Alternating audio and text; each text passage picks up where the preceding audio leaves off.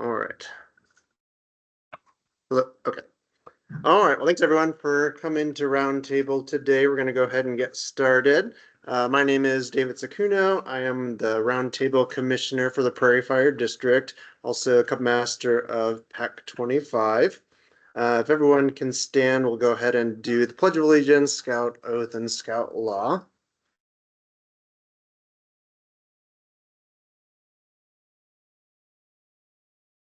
All right, Scout sign. I pledge allegiance to the flag of the United States of America and to the republic for which it stands, one nation, under God, indivisible, with liberty and justice for all. And Scott sign. On my honor, I will do my best to do my duty to God and my country and to obey the Scout law, to help other people at all times, to keep myself physically strong, mentally awake, and morally straight. And the Scout law. Scout is trustworthy, loyal, helpful, friendly, courteous, kind, obedient, cheerful, thrifty, brave, clean, and reverent. Two. Thank you. All right, we have a couple items on our agenda and a couple speakers as well. So, and then on the back of the agenda are all of the upcoming events, and we'll go over some of those as well. The first item that we have to talk about is membership. Justin Morgan, you may know him. He is our new district membership chair. So he's helping out with membership.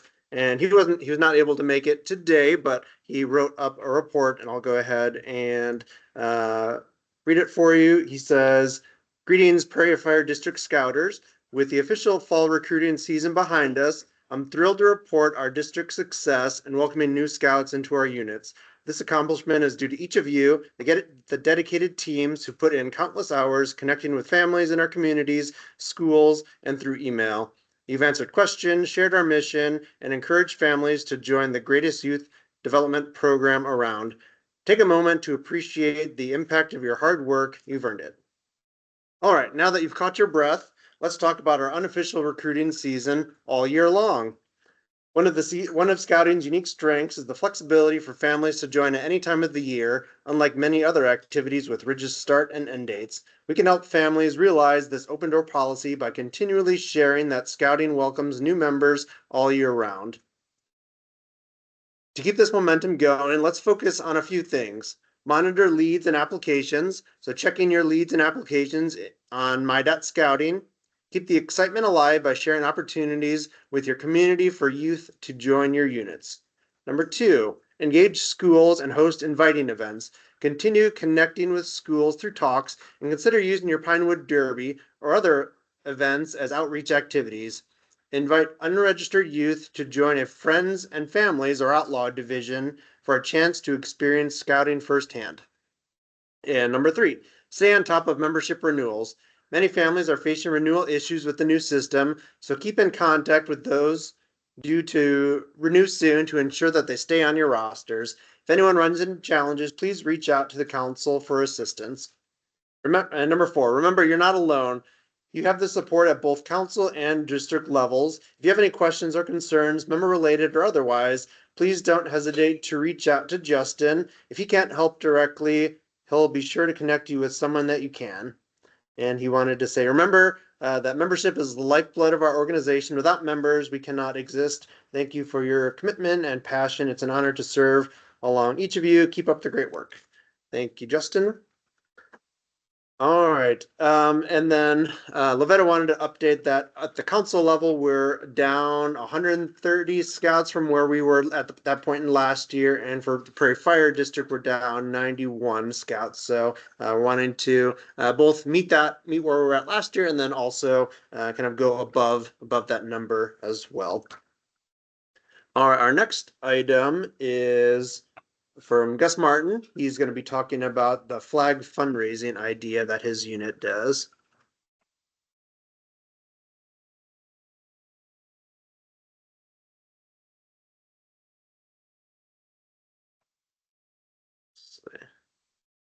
Just share the screen. All right. Excellent. All right. Thank you, David. So, good evening. My name is Gus Martin. I'm an assistant scoutmaster at Troop 490 in Monticello, Illinois. And a couple of years ago, I actually ended up going to work out in Pennsylvania, just traveling out there. And as you do when you travel, I like to eat out. It's like my favorite thing to do. So I'm looking around Pennsylvania trying to find a nice restaurant. And as I'm driving, I see a whole bunch of scouts. I mean, like just at least 20 scouts up and down this one road. And it just piqued my interest and pulled down the road and ended up talking to what ended up being the scoutmaster and asked, hey, what is going on? What are you guys doing? And what he told me was that they were setting up what they called the flag subscription program. And they have residents in their area that subscribe to flags during the flag holidays. So starting Memorial Day and going all the way through Veterans Day.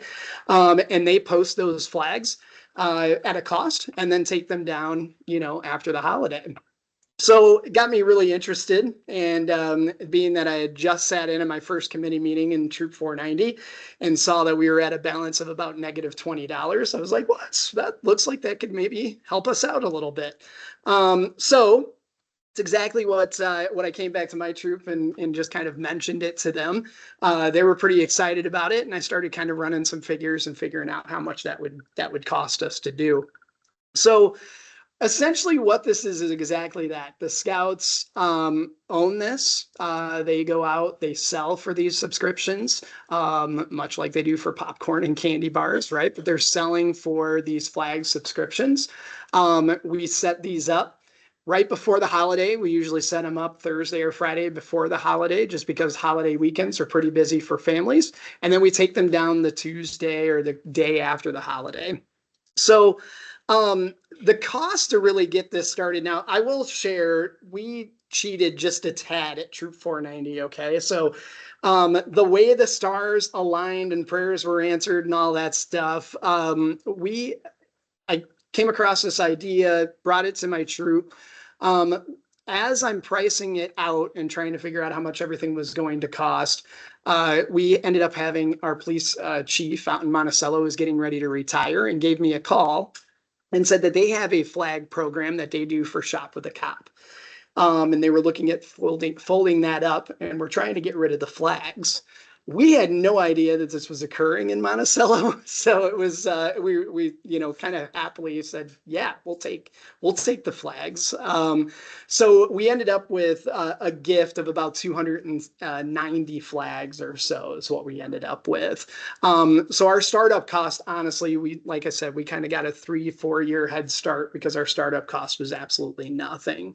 We used their equipment. We were actually gifted their subscribers. They gave us those numbers. We called all the subscribers, and about 80% of them came over to us with no issues. So, but to make this kit, it's pretty easy. This is actually one of our roads here in Monticello. We basically, buy a 10-foot PVC pole. We cut about 2 feet of that off for 8 foot in height. And we put a cap on the top.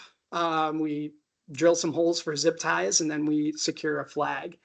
Each one costs us right around anywhere between $16.50 and $18, depending what kind of deals you can get on Amazon for American flags. So also, just recently, we're needing to purchase more. I'll give you a little bit of an update on how our troop is doing with it here, but we're needing to purchase more. So working with local hardware stores and things like that, and got some breaks on PVC and things like that, just because of the fact that they love the program as well. So you can start small. Honestly, you can start with 25 flags in your community. Roughly, it's going to cost you about $450 or so, right, in order to get those kits made. However, you can sell those subscriptions in advance. About 90% of our subscribers pay before we put a flag in their yard. So you can basically pay for it, with their subscriptions. Doesn't take long to set up. Our community absolutely loves it. I get calls, emails on a regular basis on, hey, love the flags, love the way it looks, or hey, I've been seeing these flags around and I was given your name. How do I sign up, right? So First year, we ended up having 195 subscribers. We had a little over 80% re-sign this year. All I did was send out a letter. We had the scouts basically with our first subscriptions. We just sent out a letter. We formulated a letter together. I sent that out and got replies back. I actually sent it out about this time last year. We're getting ready to send out our letters again for this next year. So prior to the new year, we got an influx of cash being brought into our account. This year, we're at 287 subscribers. We actually sold out of flags this year, which was very welcome. It was awesome. And in 2 years, we've profited right around $12,000 in the troop. With that money, right now we're kind of allocating on what we want to do with it. We've awarded scouts, different troop equipment that we've needed, right? They wanted a big 10x10 canopy that we could take the Drake with us, have some extra shelter in case it rained, or other campouts that we were car camping. We got a new water filtration system. No. They are? No, We got, because Walker's at his mom's. sorry. There we go. All right. So we got a new water filtration system that we use on backpacking. Used that about half a dozen times so far, and it's come in handy. We also, just some final notes, and I'm more than willing to talk to you, your troop, your dens, whatever you'd like to talk about. I'd love to talk about this flag subscription program. It's a huge benefit, not only for us as a troop, but also for our community. So just some notes. We do give a commission to scouts. I use that loosely. I'm not sure about the wording and everything there, but we do award them for the flags that they do sell. We sell our flags for $50 a year. All right. And that includes every flag holiday from Memorial Day through Veterans Day. So it's 6 total flag holidays. This year we added 9/11, and basically what we ended up doing was keeping it up from Labor Day to 9/11. We pay scouts to help post the flags and take down the flags. So get some extra money in their scout accounts. Our scouts that help and sell, all right. Probably a big surprise. My son was pretty amped up about it because I was amped up about it, right? So had him go out and sell. Him and one other scout basically earned about $400 this year, just based on their commissions. Plus they were always there to help set up and tear down. Again, community rallies around it, and then it's really good publicity for the scouts around the local communities. We started reaching out to our local churches. We give them a flag for free. We're also reaching out to other non-for-profits to give them flags for free as well, just to kind of get our name out there and let them know that, hey, Scouting America's here. We're openly recruiting if anybody's welcome. So yeah. Any questions at all? Yeah. One troop. Mm-hmm. Absolutely. In Monticello, I'll be honest with you, we have one troop and about 18 active scouts roughly. And it is laborious, right? We have about 6 normal helpers, right? Where I can count on them every time. We have it split into routes. So yeah, for like a Champaign or Banna area, I can absolutely see almost, hey, we're looking at, we'll do these coordinates, this troop would do these coordinates, that type of thing. And then, We have not. We had this last Veterans Day was pretty windy last week. We actually put them up prior to Election Day, kind of a last minute thing, just because of the fact that kids were out of school. And we did have a couple blow away. So we did have some folks call and let us know about that, which was helpful. We actually post them in two different ways. I have rebar where we post, but the best way, what I did was called PVC planting. This is an idea some of our scoutmasters came up with, where we drill into the ground almost like you're planting a bulb, and put about 12 inches down with PVC. Those did not blow away. It was actually the ones with the rebar where we hadn't planted just because of the dryness or whatever that did end up blowing away. So one last thing that I'll add is first year that we did it was a learning experience, obviously.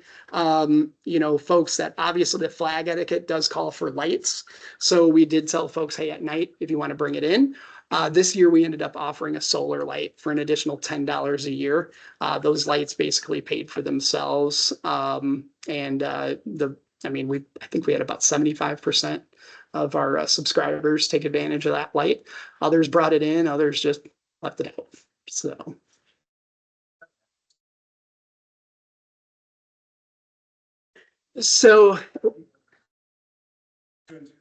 absolutely. Right now, it's a lot of word of mouth.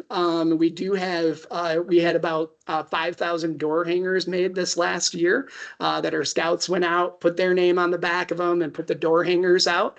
We've passed out cards during our Christmas parade, but not directly on the flag. That is something that I've thought quite a bit about and thought about trying to come up with something for it. Yeah. Is there a way to get subscribers to live in an apartment or a condo where they don't necessarily own the lawn or the right of way? Yeah, actually, we ended up having a landlord that purchased one for all of his properties and put them out, which was pretty cool. That actually came over to us from Shop with a Cop, and ends up now he's a neighbor of mine, ended up moving just down the street from me. But yeah, honestly, if somebody was worried about that as far as renting a condo, I'd absolutely do the legwork and try and reach out, see if that was possible. So yeah. Yeah, really good question. Well, again, my name is Gus Martin. I'll absolutely be here for any questions or anything like that that you guys have. But yeah, it's been a great program for us. Our scouts really enjoy it, and like I said, it's kind of given us some opportunities to do some things that troop funded trips that we really haven't done before. Give them some deep discounts on some trips. Right, we're talking about kids wanted to do a trip to Great America, and we're like, well, that's pretty feasible now, and we could probably do it at a pretty deep discount if we did that. So yeah, just the equipment that it's purchased for us and all that has been great. So, all right. Well, thanks for the time, all. Yes, and yeah, I'll send this PowerPoint out to all of the unit leaders and so that they can share it. So,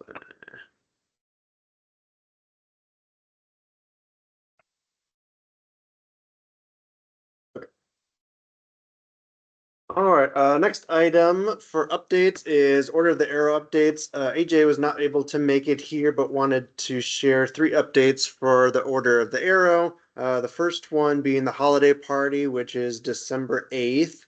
The second one is the winter banquet, which is January 4th.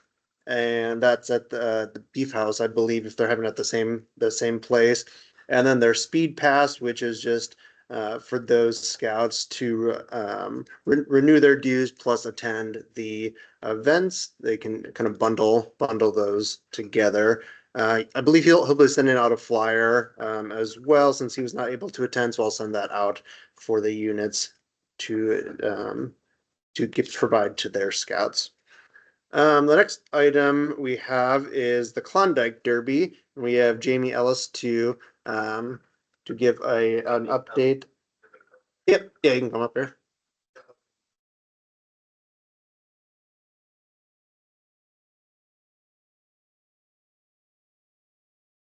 Hello, my name is Jamie Ellis. I'm a volunteer with Troop 6B and 6G and Pac-12 in Urbana.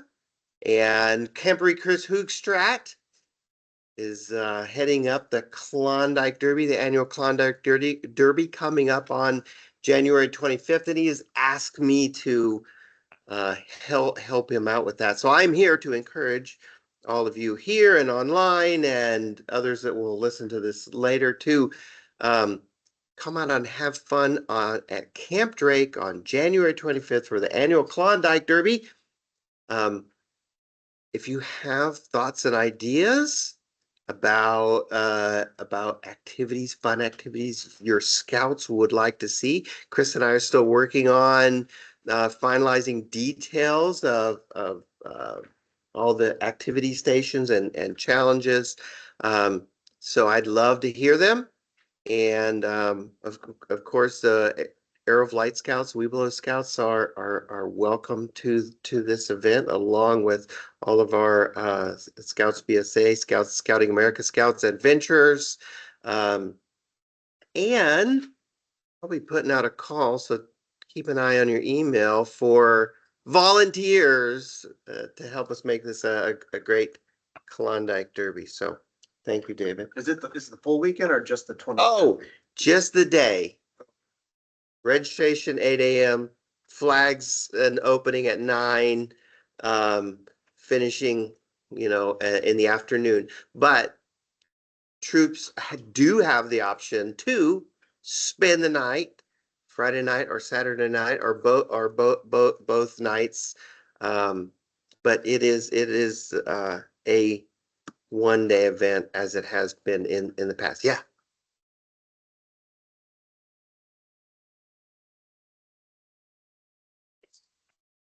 Yes.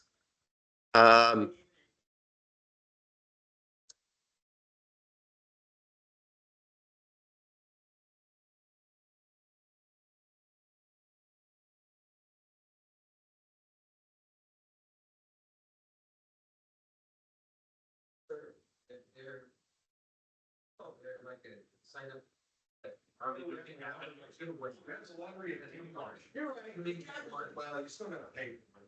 It's by lottery whether you have the option. That's okay, so cabins are off. So, yes, there is a fee for camping at Camp Drake. And there'll be opportunities at camp launch on December 7th to also win a cabin for that weekend. So thank you for asking.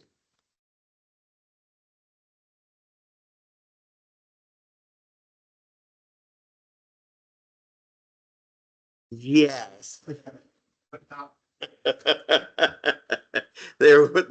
We had one idea, and then there was some competing ideas, and yeah, it will be announced. You'll know very soon, very soon. Okay. Thanks, David. Thanks, everybody. All right, the next update that I have is on the Camp Drake range use reservation and event process, and I'll be sending out for those online the handouts for this one, but kind of the two big things. And if you do have any questions, feel free to reach out to Tony Martin. He's the council range and target sports chairman. The two big things is that you do need both an NRA certified range safety officer and an NRA certified instructor, and that must be two separate people. No personal firearms are to be used at camp, and no loose or reloaded ammunition allowed. But there's a handout to learn more information, both for the Cub Scouts and Scouts BSA and venturing, I believe, as well. But take a look at those for any shooting sports activities that you want to plan with your unit. Next item is our Friends of Scouting campaign and Giving Day. Kind of basically an annual event. The Giving Day, I believe that happens the day after Thanksgiving. They'll be kind of calling their regular donors. If you do want to assist with the calling or you do want to make a donation, definitely reach out to the council. Lavetta, do you have any other items that you want to talk about for Friends of Scouting? Oh, sorry, Giving Tuesday. Sorry, on Tuesday. We're gonna talk about money. Good evening, everyone. Thanks for coming out this evening.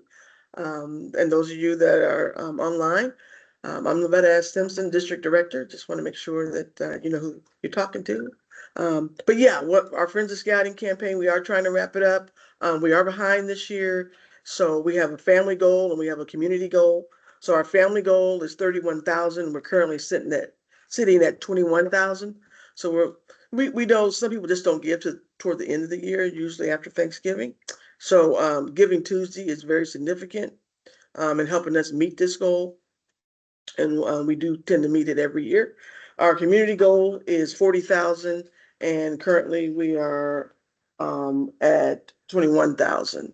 So if you have that last minute a nudge to give to the council, we surely appreciate it because our Friends of Scouting campaign is part of our overall budget. So it is important that we try to meet these targeted goals that are set for the districts and for the council. So I'm Prairie Fire District, we're at 57% right now.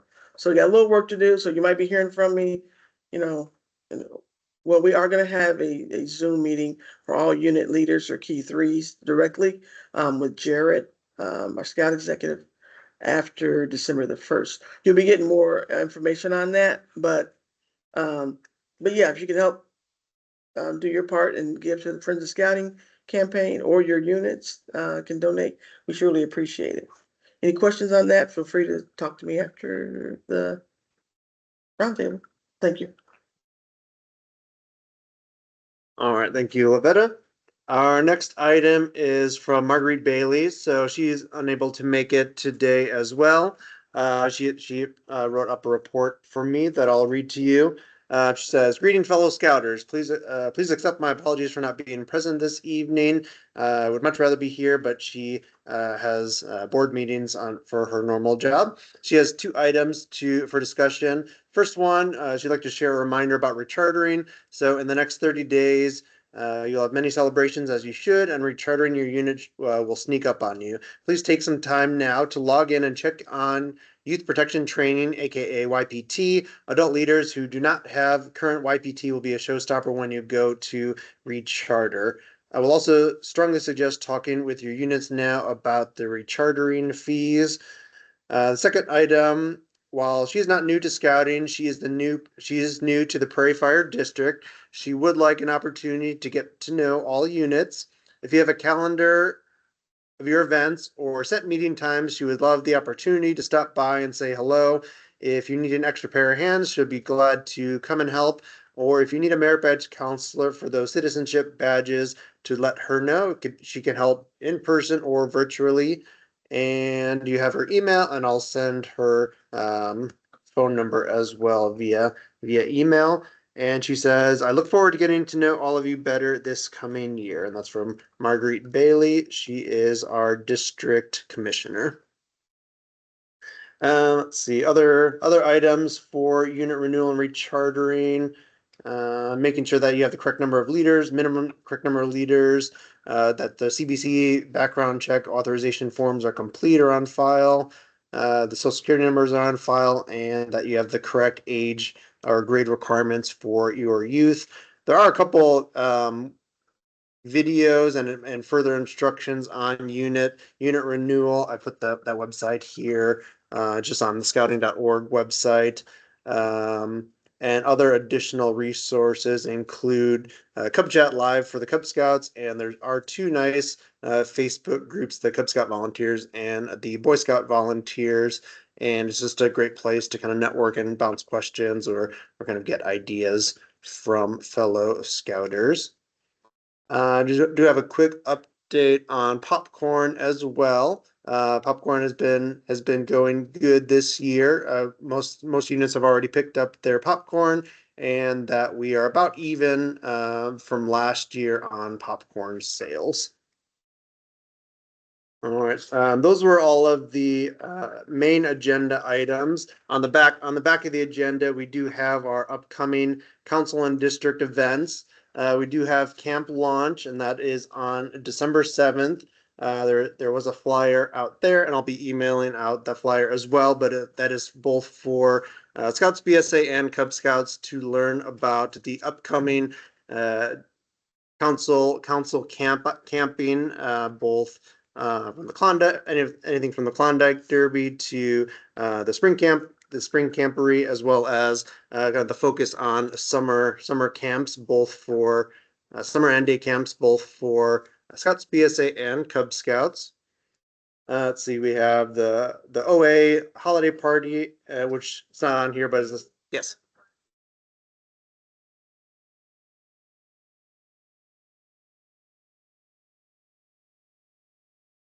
I think it said 11 on the flyer. I don't have the. Yeah, so the time is 9 o'clock for Scouts BSA and then 11 a.m. for Cub Scouts. We have the OA holiday party, which is December 8th. Sorry, that didn't make the list. Followed by the Illini Lodge banquet at the Beef House. We do have our Prairie Fire District annual meeting.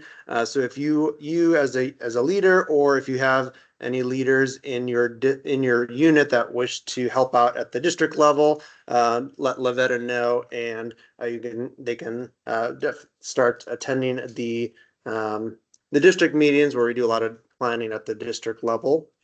The Klondike Derby, as discussed, that is just the January 25th, the one day event. Followed by the Pinewood Derby 101. That's January 26th. That's for the Cub Scouts. And basically the Cub Scout can bring their Pinewood Derby kit and leave with a fully made, cut, weighed, and wheels on painted car. So it's a great place to bring your Cub Scouts to that. They don't have big set of power tools and an adult that can do that for them. The Pinewood Derby 101 is a great place for that. And more information on location and time will be coming from that. We have further in January our Prairie Lands Council annual meeting. That's on January 27th. On February 1st, we have our youth achievement dinner, and that's to recognize and celebrate any Eagle or Summit Scouts in the council. February 8th, we do have our Prairie Lands Training Council. So it's both for Cub Scout leaders and Scouts BSA leaders. It's an in-person training. And I helped out last year. It's a great place to network with fellow leaders and learn new skills. I believe they also did like CPR training. They did range safety training. So more information to come from that. We also have our candy bar sales starting in February with the council. In March, we have our committee meeting on March 6th, our Council Pinewood Derby on March 8th, and we do have a new set of leaders that have volunteered to run that Council Pinewood Derby. So look forward to kind of a fun day of Pinewood Derby event at the council level. Our next roundtable meeting is March 12th. That'll be here and also virtually if wanted or unable to come in person. We have a few tool times to help out Camp Drake for the summer. In addition, a trail tromp where Scouts can, both Cub Scouts and Scouts BSA can do a kind of a guided one guided hike, as well as just kind of a hike around at Camp Drake. In April, we have more training for the adult leaders for the IOLS and Blue training. We have our council spring campery in April, as well, April 11th through 13th, as well as NYLT is coming up for the spring as well. And we'll be sending more information about that. There is a handout. I believe we don't have anyone from the training committee here to talk about that, but we'll be sending more information about that via email. It's also on the website.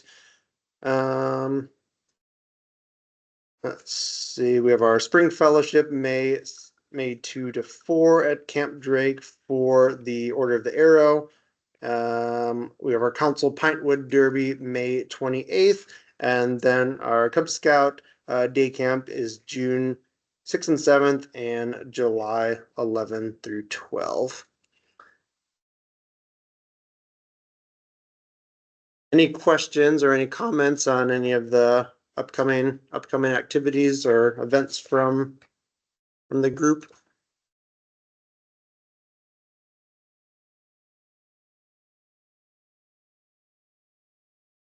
All right, any discussion, any discussion items that anyone would like to talk about while we have the group here from a networking perspective? Or any other questions, comments, items? Yes.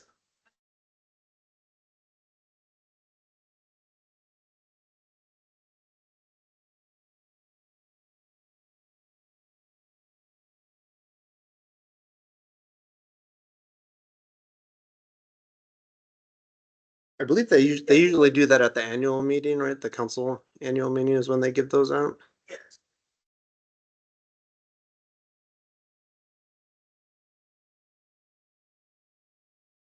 Yeah, so get those in. Who do they go to? To Jared or? Okay, yeah, drop those off at the council office if you do have um any nominations for District Award of Merit or the Silver Beaver.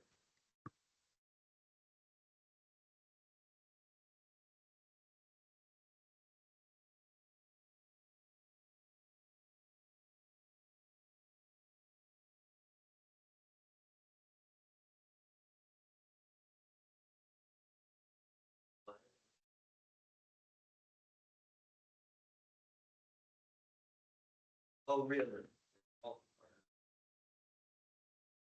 Yeah, we But we highly encourage everybody to do, our new members to do it online. Yeah. We've had no issues with it. Okay. The renewal process, because we did have like some people that renewed like August of this year. And so that was a little jinky, because it was like the first ones that were like online. But we really haven't had any issues. Like, I do think there are some people that like, if they've never logged into Scoutbook, Oh, their problems. or you mean my scouting?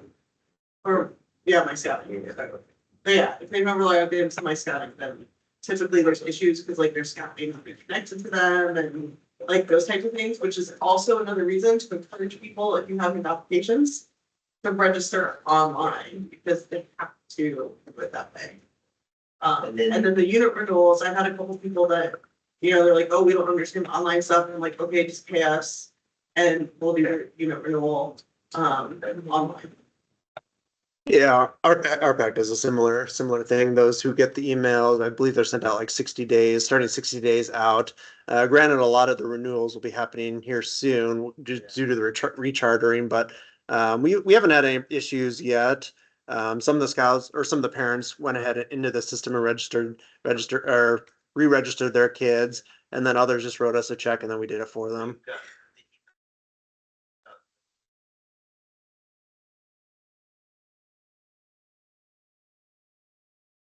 And then I believe everyone on the key 3 for your units gets like a monthly email of these are the ones that have expired, these are the ones that are upcoming to expire, and these are the ones that have been dropped. And then you can kind of use that to compare against your roster to see.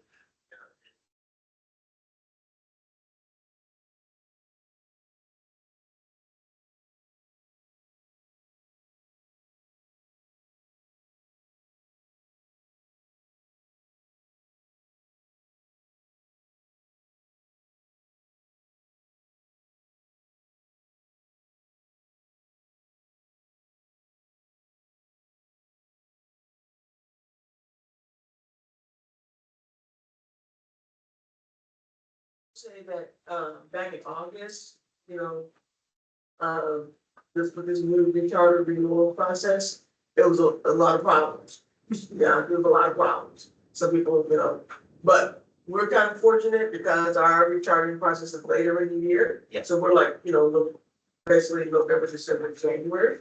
So National just came out today with all what's supposed to be error free. I give it like 90% error free, but better than what it was in August because they're getting so many complaints. But if you go on my.scout and you go to your page, it'll open up. It'll drop down the links. You can either do it individually or as a unit, or it's like 4 or 5 different links. So it's really nice. And there's a sample out there on the table if you want to see it. Oh. Those that do it by unit renewal, it's a sample out there on the table outside. But it's hopefully it'll go a lot better. Like I said, some people have to just breathe right through it. And and other people really had a lot of obstacles. Yeah, there is a credit card fee, or you can do an ACH transfer for $1. They do charge you for the ACH, which is kind of interesting. It's $1 per transaction. Right. I haven't seen the pay at council option. But I mean they may be able to manually do it for them. If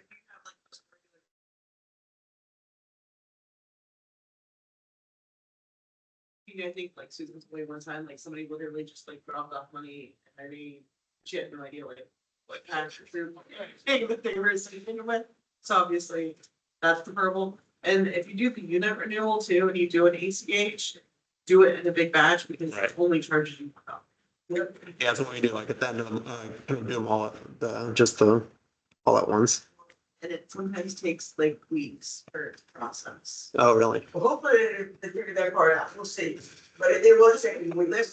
It was like, Yeah. I was like, it's an ACH, but it's just taking like 3 weeks. It's still saying the payment's processed. Yeah. For the warning, like the 90, 60, 30 day mails. Does that come to the Townmaster, Scoutmaster? I've been getting them, yeah, and so is the committee chair.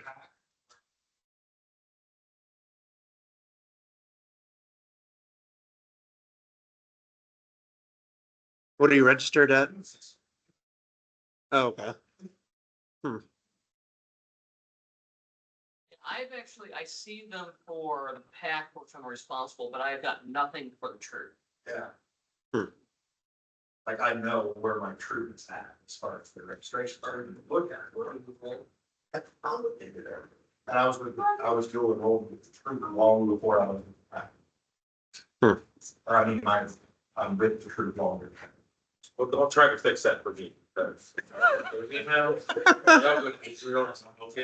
I had a kid that was like a month past to do it. Before I just happened to be looking at reports and I'm like, oh, he expired in August. I need to go get him re-signed up. Yeah, you should still be able to go into like in the roster on my.scouting to see him, but they're all right. Yeah, so if you're not getting the emails, make sure you're checking that on a monthly basis.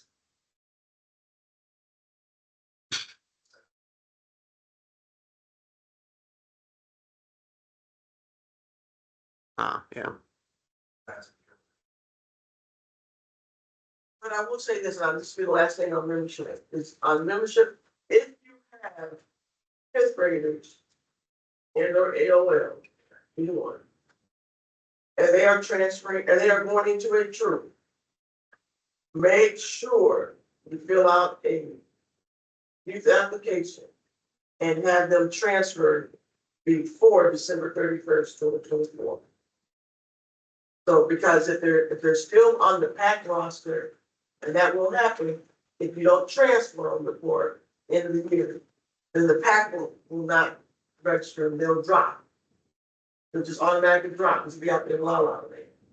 So if you know that you have scouts that are coming into your troop, please make sure they transfer. It'll cost anything. Just get it into Susan with the paperwork. It's just give that paper. At the bottom of it, mark the box that's transferred, so that they can transfer into that unit and be on the troop roster. Yes. So our aero flights aren't expected to bridge till March. Yeah, that's. So you want, so then you want, you're gonna have to carry, you got to pay for them as back. Well, but would we pay for them to pack though, because they're all going to be, It'd be easier. It depends on their, when they, because it's gonna be, yeah. Depends on their because membership it's renewal individual date. registration now. So, Well, but if they transfer, what we're saying is, right, but if you wanna, if you transfer, if you just, if you know that you have arrow lights are crossing over in the troop, so and so. They can still do everything they want in the back, whatever, but they would be registered already in the troop. It's just the transferring part is the headache that comes from the scout office. Because the trooper, the pack is really not gonna carry you, knowing that you're not gonna be in the pack. I mean, this is what, yeah, I think for those packs though, that have their aero lights. Yeah, for those packs that do have their aero light scouts further into the year, they would still want to keep them on the roster, so. Like, yeah, like we're crossing our aero light scouts mid-December. So we'll transfer them, and there, you could either do it online, or I found just the easiest way, just bring a new application or just have the troop handle it, but.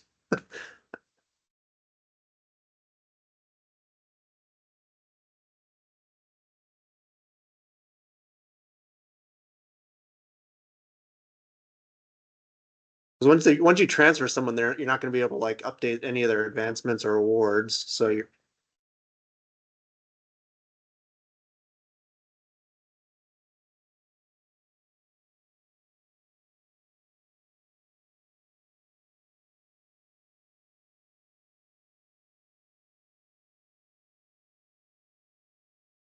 They would transfer like, we. Yeah, yeah, yeah.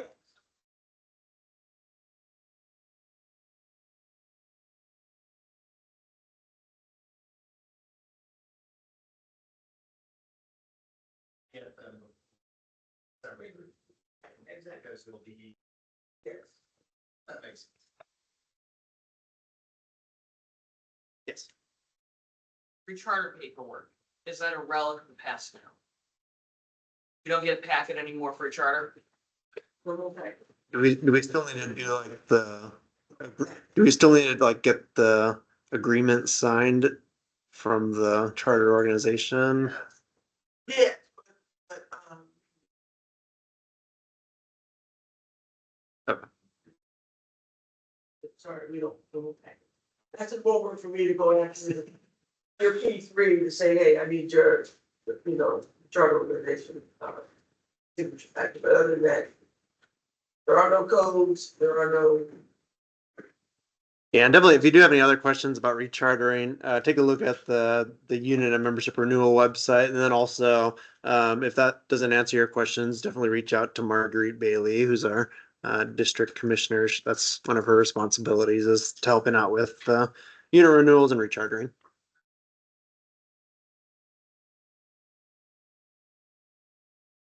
All right, any other topics for discussion? Otherwise, we can end a little bit early tonight.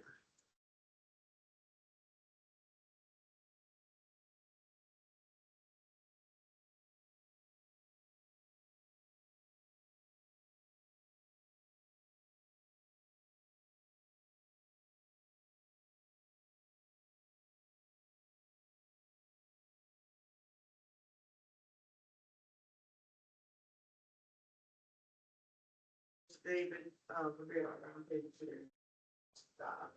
I really appreciate, David, all the hard work. There he goes from TAC 25 out of Muhammad, and then, taking on, district level, responsibility. So thank you, David. Lastly, if, you all, we say a prayer for our staff executive chair, he will be going back into surgery, so he'll be out of office, for the next 4 weeks after, the 19th. And so, just pray for him in his recovery process. And to be clear, it's planned surgery. It's planned, yeah. It's not emergency. Right. Planned surgery. So, but that's all. Thank you all for coming out this evening. All right, thanks everyone, and thanks everyone online.